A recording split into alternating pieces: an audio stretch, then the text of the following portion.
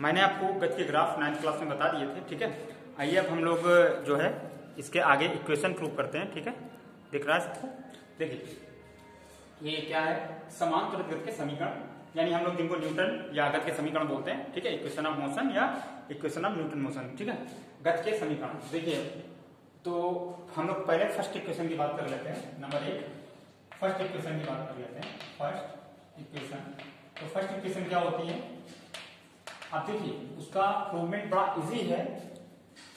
अगर हम लोग ये मान लें कि कोई ऑब्जेक्ट था जिसका इनिशियल वेलोसिटी u और बाद में t टाइम में उसकी वेलोसिटी हो गई v, ठीक है।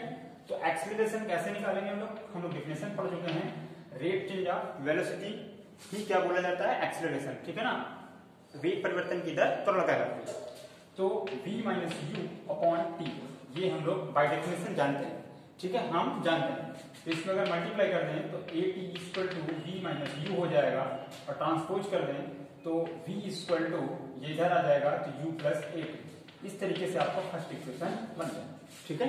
ये आपका, ये ध्यान रहे, समान त्वरित यानी यूनिफॉर्मली एक्सेलरेशन का मतलब हो गया टाइम के साथ स्पीड में जो चेंजमेंट हो रहा है वो फिक्स है कि अगर 2 मीटर पर सेकेंड की स्पीड हर एक सेकेंड में बढ़ती है तो हर एक सेकेंड में इतनी ही बढ़ेगी, ठीक है। इसके बाद आइए सेकेंड इक्वेशन करते हैं हम लोग।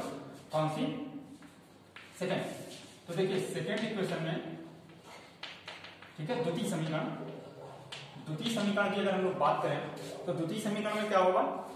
पहले एक चीज कॉन्सेप्ट इसमें समझ लीजिए, एवरेज स्पीड जो ली जाती है वो कहां से ली जाती है और कैसे ली जाती है। तो अब हम लोग अगर ध्यान से देखें तो अगर मान लें कि एक्सीलरेशन कितना है a, इनिशियल वेलोसिटी कितनी है u, तो 1 सेकेंड बाद, ठीक है, 1 सेकेंड बाद वेग क्या होगा? u प्लस अल्फा, और 1 सेकेंड पहले, 1 सेकेंड पहले वेग क्या होगा? u माइनस ए, ठीक है। एक्सीलरेशन के बराबर 1 सेकेंड में घट गया होगा, उतना ही बढ़ गया होगा। तो एवरेज 2 सेकेंड का, 2 सेकेंड में एक एवरेज स्पीड हम क्या ले रहे हैं, ठीक है ना। एवरेज यानी औसत वेग है यहाँ पर, औसत वेग कितना हो जाएगा? तो आपका u plus A plus you minus A upon 2। तो अगर हम लोग इसका डिवाइड मतलब कर देंगे तो ये कितना बन जाएगा? u प्लस हमारे पास, देखिए अब यहां पर थोड़ा एक जो इनिशियल u मान लिया और अंतिम जो होगा कितना भी टाइम इंटरवल होगा, तो अगर हम अंतिम v मान लेते हैं, ठीक है, 1 सेकेंड बाद, तो यहाँ पे आप क्या लिख सकते हो? इस जगह पे v माइनस यू, कितना? v minus you, v minus you. तो जब एवरेज, क्योंकि हम पूरे इंटरवल के लिए निकाल रहे हैं, ठीक है, तो कितना हो जाएगा ये आपका? ये 2 से कट जाएगा और u प्लस v अपॉन 2, ठीक है। तो अब क्या करेंगे हम लोग? इसके बाद इस कॉन्सेप्ट का यूज करके अब अगर हम नेगलेक्ट कर लें कि टी टाइम में हमें निकालना है, कितने टाइम में निकालना है, तो एवरेज डिस्टेंस निकालना है। टी सेकेंड में तय की गई औसत दूरी, औसत दूरी, इसको हम लोग डी से डिनोट कर देते हैं या एस से भी डिनोट कर देते हैं। ये क्या हो जाएगा?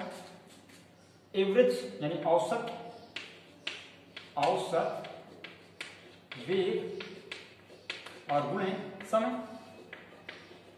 ये क्या बन जाएगा? s बराबर औसत वेग है u plus v upon t और इंटू टी।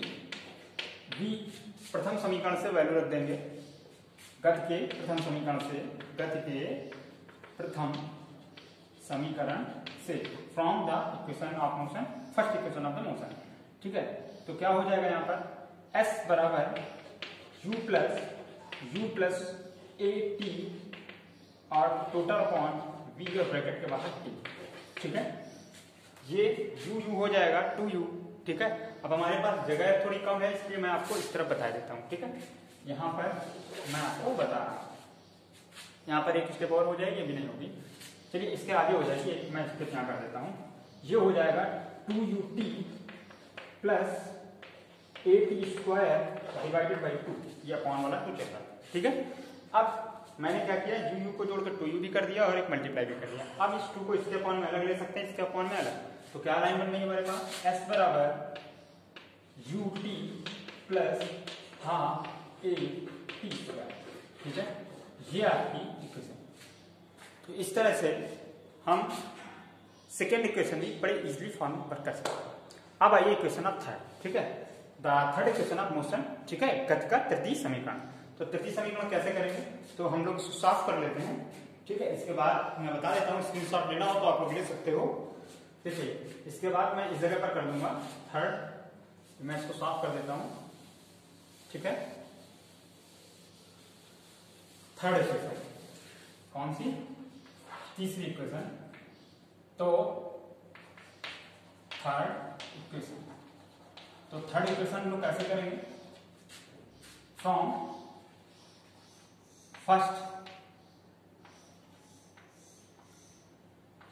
इक्वेशन, ठीक है, पहले इक्वेशन से अगर आओ इक्वेशन ऑफ मोशन से, तो क्या बन जाएगा, v equal you plus a T, दोनों ओर वर्क करने पर, ऑन स्क्वायरिंग, दोनों ओर वर्क करने पर, on squaring both side, squaring both side,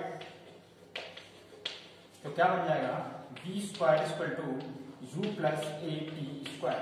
बच्चे अक्सर गलती कर देते हैं, ये सॉरी यहां पर स्क्वायर नहीं है, जब अक्सर गलती कर देते हैं कि जब स्क्वायर आ जाता है, जब दोनों साइड स्क्वायर है तो कैसे करेंगे हम लोग, v square equal to u square plus a square t square, और इसमें हो जाएगा 2ab, तो ये बन जाएगा आपका u plus you into A T, ठीक है।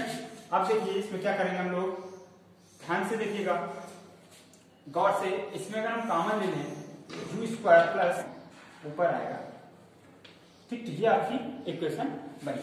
इसे फिर से एक बार मैं यहाँ कर देता हूँ, ठीक है, इसके सामने मैं लिख देता हूँ, जगह नहीं है हमारे पास, तो ये आप देख सकते हो, इससे क्या मिला, 2a कॉमन मिल गया, तो 2a कॉमन मिलने पर क्या हो गया, ये आपका 2a, और इसमें अपॉन में नहीं होता तो डिवाइड में आता है, और एक आपका a हट गया है तो a स्क्वायर हट गया t, और यहाँ से a और आपका 2 हट गया तो u t बचा, ठीक है। तो इस तरीके से आपके पास इक्वेशन क्या बन गई, s equal to u, sorry s कहां से आ गया यहाँ पर v square equal to u square plus 2as, ये आपका फाइनल थर्ड इक्वेशन बन गया, ठीक है। आसान है, सरल है, आपको समझ में आया होगा। ग्राफिकल मेथड में आपको अगले किसी नेक्स्ट वीडियो में बताऊंगा। ये आपका कैलकुलेशन वाला मेथड है, गणनात्मक मेथड है, ठीक है। इसको इतना ही रखते हैं।